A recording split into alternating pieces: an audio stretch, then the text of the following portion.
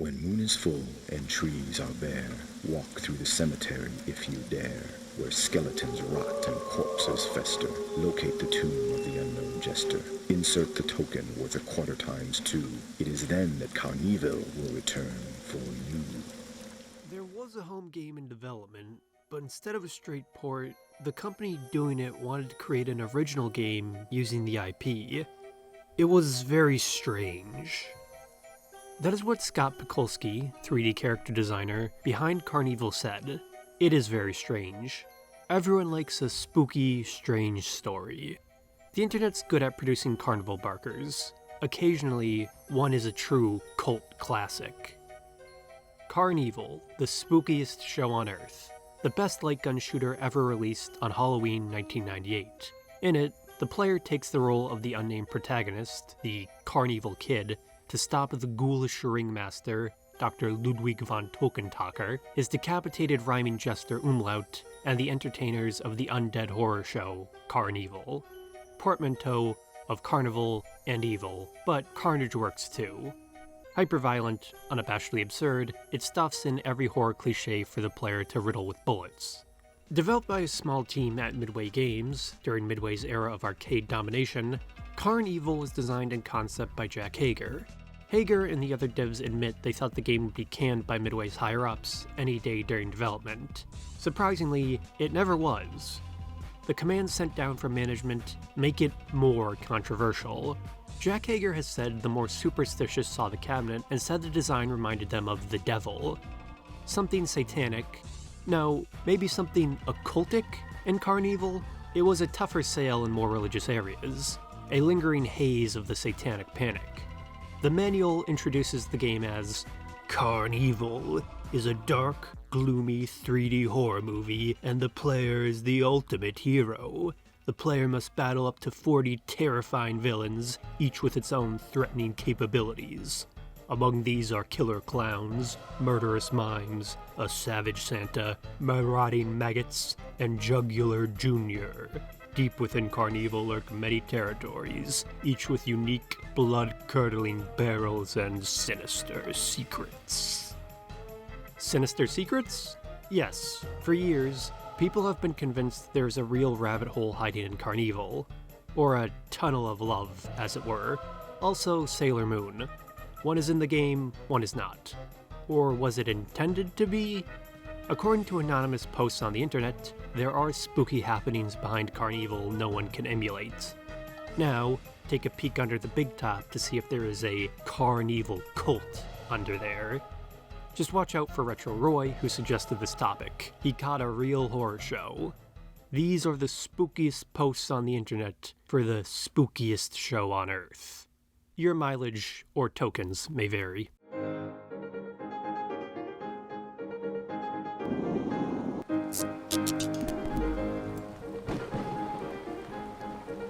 It is not superstition. CarnEvil was released on October 31st, 1998. Art director Jack Haeger had the idea for CarnEvil in several forms as far back as 1988, though. He would sketch out several concepts for the game in the years that followed.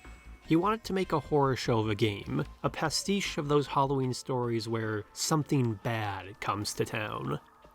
Haeger had written an entire backstory for the setting based on the story concept of challenging someone to run through a graveyard at midnight. Set in Greeley Valley, Iowa, a real cemetery but not the basis for the game, there is a reason the undead carnival comes to life on Halloween with a token. The curse of Professor Ludwig von Tokkentakker. Get it? Token taker?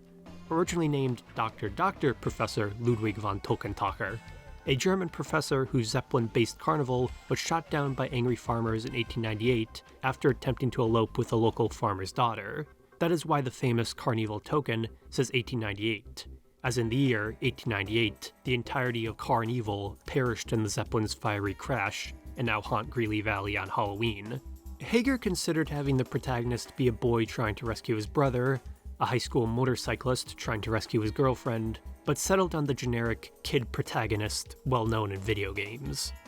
Using his clout at Midway, Haeger was able to assemble a team to put the project together beginning around 1996-1997. The 10 or so developers were in charge of everything related to the game. art, graphics, 3D motion, and voice acting.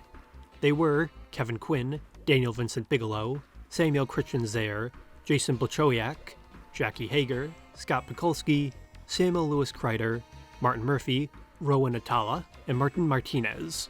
Only the intro and outro cinematics were done by Tim Miller at Blur Studios. Yes, that Tim Miller. While it was the classic arcade shooter, CarnEvil was driven by the team's vision. As Haeger said years later, so much of CarnEvil was just the developers. CarnEvil had personality, but the team worried it had too much personality. Scott Mikulski said it felt like termination was always a possibility hovering over the team. Many ideas for characters and level content came from us just joking around while working on the game. It always felt like the project would be cancelled at any time, so we worked on it like we had nothing to lose.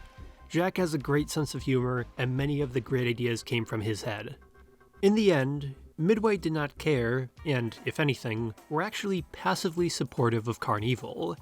They seemed to like how provocative the concept was with parts like the game's third major boss, Junior, a giant, evil baby the player shoots at, inspired by the T-Rex from Jurassic Park. The only part of the game extreme enough a switch was included on the cabinet to flip Junior into Teddy, a giant teddy bear reskin. Still, Midway featured CarnEvil's beta in their 1998 demo reels. They had faith with CarnEvil's literal in-your-face attitude. In the end, Haeger's "they're all zombies" was enough justification for the game's bloodshed, which you could also change on the cabinet anyways. So, with its still unmatched aesthetics, CarnEvil raked in the profits. An arcade cult classic. CarnEvil had fun action, bombastic character, and a lovable design, in whichever way one loves cartoon mutilation. The game did not garner that much outrage, but instead, praise. Where did all the future plans for it go? Well, there weren't many to begin with, but they turned into urban legends. Was CarnEvil cursed? There are some interesting facts and claims to that. The source? Well, it's the classic. Close friend of mine worked at Midway on the dev team back then. We actually were both roommates in Iowa at the time. It all leads to a cut music track from CarnEvil called Tunnel 0.BNK. Start with the source. CarnEvil, the greatest show unearthed. A thread posted on 4chan's X, Paranormal Board, on June 14th, 2020. The thread itself was a spin-off from a prior general video games urban legends thread. OP introduces the thread with the disclaimer, "If you're expecting some low-effort creepypasta, then look elsewhere. This is real, and I know what I'm talking about." Strange claims about video games anonymously posted on the internet? It is the thriller of the CarnEvil cult. Anon begins his tale with the claim that the development of CarnEvil was infiltrated by a right-wing Celtic pagan folk cult, and the game was meant to be part of a series and a complex set of rituals for Samhain, the Celtic New Year that has been commonly misidentified with Halloween. Riffing on elements of satanic panic paranoia, the narrator goes on to describe this nameless cult, how he became affiliated with it, and its connection to CarnEvil. Jackie Haeger, he insists, was a useful pawn, his words, totally unaware of the cult's existence or its part in CarnEvil. The other personages implied to be connected to the cult will remain nameless here, since this is a spooky story on the internet, as to leave them unbothered. The game's development, the cult planned to infiltrate and manipulate, turning it into a tool for their own purposes. Why? For rituals of sex and violence. CarnEvil, according to the Anon, was supposed to be a ritual indoctrination tool for the unnamed cult. According to the thread and the Anon, all the game's mysteries were related to this conspiracy. Any traces of them were, mostly, supposedly, removed before the game hit arcades. Unlike the usual satanic conspiracy, this cult was Celtic pagan in nature, not satanic. This Anon is insistent on that throughout the thread. Their inspiration was the Fenians and hound warrior Cuchulainn of Irish mythology, warriors known for their resistance to pain and causing great carnage in battle. This led to rituals of sex and violence and the usual 1980s, 1990s horror movie neo-pagan way. What made the cult unique was the allure of the graphic material they used. Violent movies, gore hentai, guro, and BDSM videos. that sort of adult-only material. The poster mentions Robin Hardy's Druid-inspired 1973 movie, The Wicker Man, 1975's gay leather porno flick, Born to Raise Hell, then horror erotica anime OVAs like Urotsuki Doji, Legend of the Overfiend. OP says the cult recruited from the circles interested in less extreme forms of media like this, so film nerds, otakus, metalheads, and other such subcultures. Though, OP is vague on the cult's overall objectives beyond simple recruitment. He mentions part of the plan was to be violent when mixed with certain stimuli and specific mental and physical conditioning regimens. Their numbers he is unclear on too, but he lived with the group on a compound. He believes no cell of members was larger than between 20 or 50 people. The Anon sums up the thesis of the cult as, the cult was right-wing and that we didn't go for the Wicca, hippie feminist stuff like most of the left-wing neo-pagans. We were very pro-gun and anti-government, and this was the 90s, so think along the lines of the old militia movement, but pagan instead of Christian. There was some ethnocentrism, but we weren't explicitly racist or supremacist. The Anon builds all of this up around the music file tunnel0.bnk. Here, he states it was supposed to be used for a cut Tunnel of Love area, or level, that held all the answers.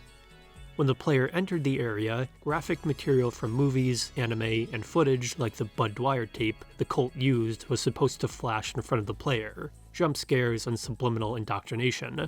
One notices a similarity to MKUltra and other psychological experiments. Or perhaps the purpose was to use the tunnel for digital rituals, except, apparently due to copyright according to the Anon, the legendary tunnel area was cut, and the only thing that remains of it is the music file tunnel0.bnk and an image of Sailor Jupiter. Yes, Sailor Jupiter. Why a Tunnel of Love area, though? A classic Carnival attraction that would be a connection to ancient pagan fertility rites. A combination of death and life. CarnEvil and a Tunnel of Love. Or as the Anon relates his sadomasochistic experience in the cult, I fucked some of the other members while I was there, both guys and girls, mainly the latter. Most of the time, I bottomed for the guys, and I'm kind of ashamed of it in retrospect. If that is not the most 4chan statement I've ever read. Otherwise though, the Anon does explain the cult attempted to keep its existence innocuous. Its followers were strange, slight social outcasts, but not remarkable in any way. One, the Anon insists, was Greg, a Canadian member of the cult and proof that they recruited from the outcasts of society and more or less did things they could to transform them. In video context, Greg is just a proto-weeb, Sailor Moon superfan, the news picked out for a random 1990s culture segment. But it draws the connections to the early internet, anime, and Sailor Moon tighter for the thread's story. Now, the time you spend online getting information about Sailor Mercury, is that something you really want to do, or is it something you feel you need to do? I suppose it's something I need to do. I want to find out more about her and find out the things I don't know and the little other... Unfortunately, the thread never makes the jump to a direct Sailor Moon equals Celtic moon goddess connection. Slightly disappointing in that. In other ways, though, it does cobble together a convincing tale from a mixture of fiction, reality, and the things in between. The best way to write horror. The strange thing? There is a lot of strange stuff going on in CarnEvil. Not in-game, but in its files. Outside the 4chan thread plot, a lot of what it highlights about CarnEvil does exist in the game, if hidden. There is a cut soundtrack file found in CarnEvil by fans named tunnel0.bnk. Its origins were likely far more pedestrian than a cult though, being a cut asset for a never finished water level.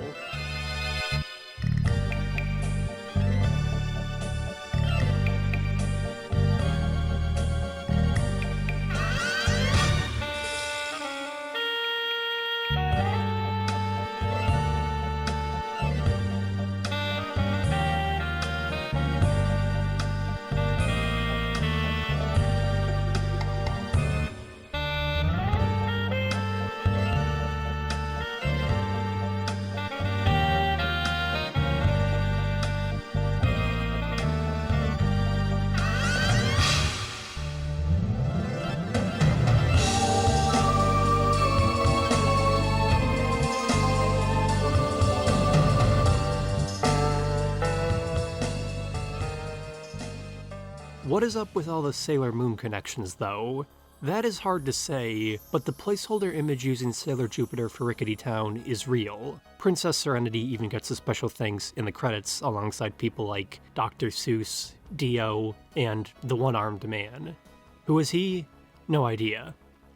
There's also an image of Jeffrey Dahmer holding Midway Games' then CEO Neil Nicastro's head in a bag in the game's files. This was simply a dig by a disgruntled dev at Nicastro, who often injected himself into game development, but the fact it exists at all in the game is fodder for CarnEvil conspiracy. Honestly, there is a photo of Jeffrey Dahmer holding a severed head in this video game is on the level of schoolyard rumor appropriate for the late 1990s. All these things really do exist, if buried, in CarnEvil. Rumors added to the confusion about what is real and what is not in CarnEvil. The best known is the names of CarnEvil's main character, or characters. Officially, the player character has no name, and is referred to in official material only as the CarnEvil Kid. Rumors have circulated that the two player characters were named Jacob and Lisa. At one point, Wikipedia even claimed Jacob and Lisa were the official names, but this has since been removed. The game's backstory does not name the player character, nor has any of the dev team. So where did these two names come from then? They likely emerged online due to confusion with Zombies Ate My Neighbors player characters Zeke and Julie, mixed with a little Bimmy and Jimmy Double Dragon confusion. It only adds to the air of Halloween conspiracy surrounding CarnEvil. The strangest fact connected to all this is CarnEvil's console ports and sequels. The anon in the thread claims that the lost console version of CarnEvil was meant as both a loose remake and a sequel that built off the arcade game's ending. This is another element of the story which is partially true, partially exaggerated. While CarnEvil was a persistent success in arcades, it never received any sequels, which is still strange to this day. There are many rumors related to why, but the most definitive answer is Scott Pikulski's earlier statement. There was a home game in development, but instead of a straight port, the company doing it wanted to create an original game using the IP. It was very strange. It is a rather unfulfilling answer. The simple reason or theory is Midway licensed out the IP to a third-party studio that had no idea what they were doing and botched the port. Not uncommon in video games at the time, as, at the point of CarnEvil's highest relevancy, it was not an easy task to port light gun arcade games to home console. On the other hand, the occultic answer in the thread is that the third-party studio Midway hired was associated with the omnipresent cult. Why did the game never come out then? No clear answer. Back in the provable, Haeger has said a 4D CarnEvil ride was in development, but it did not move much beyond the planning/concept stages. Maybe there is something funny going on with CarnEvil then? It is useful to examine the reality of the Tunnel of Love level beyond just tunnel0.bnk. Beside a few stray references to a never-finished water level by Haeger and the other devs, there is little to substantiate the claims of its existence. Haeger's concept sketches, which he showed off in the 2019 CarnEvil reunion at Prince Arcades, are largely absent any groundwork or ideas for a Tunnel of Love level. Beta miners digging into CarnEvil have also found little beside tunnel0.bnk, but CarnEvil is a hard nut to crack. The entire existence of the tunnel level may be based on a misconception about CarnEvil's early development. In the Midway Games 1998 AMOA distributor video, the level Freak Show was originally named Chamber of Horrors. By release, the Chamber of Horrors has simply become a segment of the level Freak Show, though, looking at beta assets, it seems the level's full name was originally Freak Show Chamber of Horrors. Due to space limitations in-game, it was shortened to just Freak Show. There is no known footage of any tunnel level, or knowledge of where it would have even been in-game, beside vague, unsourced X statements. The thread is good at mixing the strange facts around CarnEvil, then extrapolating those to some inventive internet horror fiction. CarnEvil is a rich vein to exploit for that. Haeger admits CarnEvil had a definite Germanic influence due to his Austrian-German background. The faux German Tokkentakker, references to the Germanic Umlaut, and the appearance of Krampus in CarnEvil's Demented Christmas segment. The menagerie of horror references compound with that, though there is nothing satanic about it, and little Celtic pagan or even neo-pagan in CarnEvil beside just Halloween. Even the thread's historical references are obscure pulls which build up the lore of the cult, which add to its appearance of legitimacy. To connect it to 1980s, 1990s far-right movements, the anon alludes to the white gangs of Chicago like the Almighty Gaylords, the Greaser Stone Freaks, and the Southern Uptown Rebels. Groups like the Rebels are definitely something to see today, but all are largely extinct. They though were once a real subculture. The cult in itself is kept vague as well. It adds to the appearance of a group that could have existed in the thick, unstable mists of the 80s and 90s radical culture. Mentions of cells, compounds, and stockpiling guns. Any group that wants to make itself known invests in symbology. Any group that wants to keep itself a mystery forgoes even a name. Or, as a poster in the thread states, naming your movement something that sounds obviously a cult or paramilitary is just like giving a spare key for the feds. Wait, using horror media to indoctrinate the public? That sounds a little familiar. So is there a CarnEvil cult? Well, the anon largely closes their story with this statement. I did have a car, and I was a quartermaster and steward. My job was to acquire weapons, food, fuel, ammunition, and other basic supplies for our stockpile in Iowa. Pig-related. This CD, a wallet, a knife, and some clothes were what I was able to take with me when I got in my car and drove away from that cult forever that snowy winter morning in 2002. This phrasing moves a little past memoirs into pure creative writing. It even has a soundtrack for you. If anything, the CarnEvil cult is you. Yes, the fans. The cult that keeps CarnEvil alive. CarnEvil was an arcade classic, but it being confined to the arcade, outside emulators, meant it suffered a popularity decay in the 2000s. By the early 2010s though, CarnEvil was seeing a revival in interest for being a Halloween video game and a cool idea in general. A spike in interest from YouTube and other websites. In 2015, the fan site archive Greeley Valley Cemetery was opened. It has everything on, in, and known about CarnEvil. If someone wants to know anything about any phase of CarnEvil, concept, beta, or release, Greeley Valley Cemetery has it alongside the cutting room floor page on CarnEvil. Then, in 2019, Scott Pekulski, Kevin Quinn, and Jack Haeger even filmed a CarnEvil development reunion.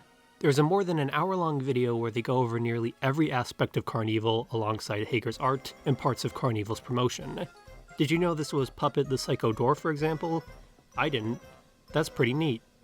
Even CarnEvil demo footage has found its way online via Midway Promotion sizzle reels saved from the garbage. I was uploaded Kevin Day explaining on the preservation of rare CarnEvil sneak peek material. I saved a bunch of tapes from the garbage one day when Creative Media was cleaning things out.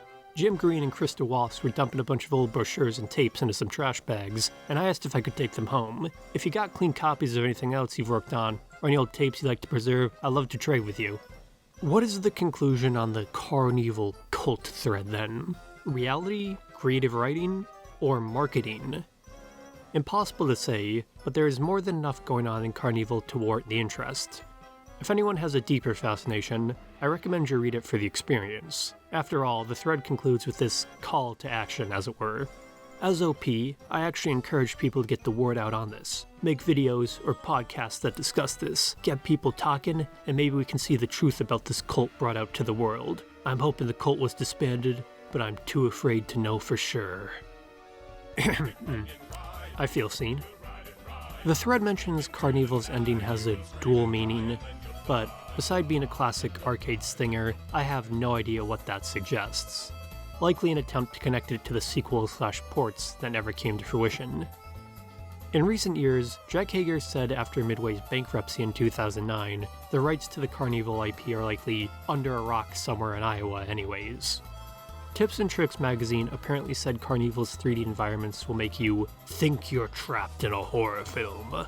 After reading all this, it clearly does a lot more than that.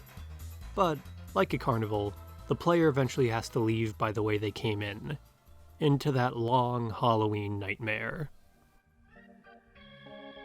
Welcome to CarnEvil. We're visiting your town. No, that's not The Walking Dead. It's just a silly clown.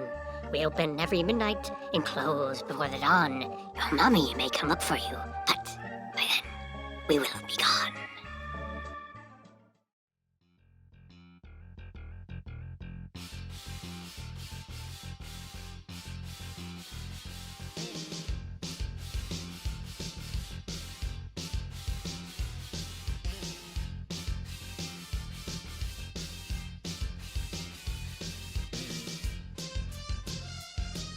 I'd like to give a freak show thank you to my supporters, Frasier and the Gelsomini family.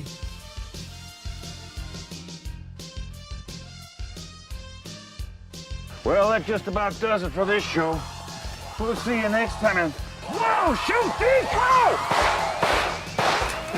Reload! Reload! Where's my flamethrower?